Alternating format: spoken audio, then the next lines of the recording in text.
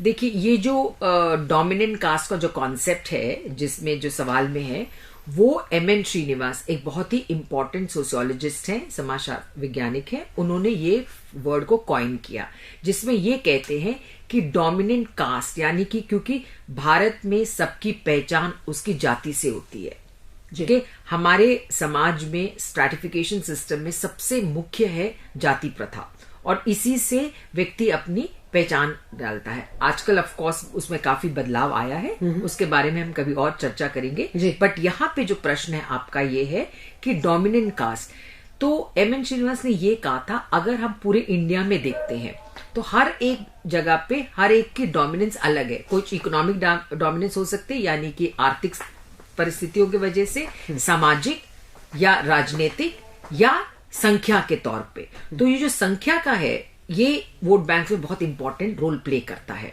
वो भी एक स्ट्रेंथ, बहुत स्ट्रेंथ है, बिकॉज न्यूमेरिकल स्ट्रेंथ जो है कि आपकी जो संख्या है वो बहुत इंपॉर्टेंट है। क्योंकि हमारे जो इंडिया में डेमोक्रेटिक सेटअप है, वो वोट करते हैं, हम लोग अपना नेता चुनते हैं। तो क्या होता है कि जो जिस जाति का है उस जाति से ही आप उसको ही खड़ा करते हैं। सो दैट क्या होता है कि एक एफिलिएशन बढ़ता है। लोगों का ये मानना और कहना है कि हर एक क्षेत्र में जो जाति का है, उस जाति के उसके बारे में ज्यादा समझ सकता है, तो वो जुड़ के एक साथ होके, संगठित होके उस क्षेत्र का विकास कर सकते हैं। तो ये एक कॉन्सेप्ट है जो इंडिया में बहुत पॉपुलर है, स्पेशली इलेक्शंस के टाइम पे बहुत पॉपुलर होता है। अच्छा। जैसे कि आपने देखा होगा कि यादव जो है यूपी में काफी डोमिनेंट थे, तो देयरफॉर अगर आप देखेंगे तो पहले सारे यादव थे, मुलायम सिंह यादव ले लिया, मायावती, फिर उसके बाद फिर स्ट्रेंथ थोड़ा अलग बढ़ा, थोड़ा बहुत आइडियोलॉजी बढ़ी, तो आप दूसरे से आंध्र प्रदेश में आप चले जाइए, रेड्डीज या कम्मास, कभी रेड्डीज होते हैं कभी कम्मास होते हैं। अगर आप महाराष्ट्र में चले जाते हैं, महार्स ऑफ महाराष्ट्र।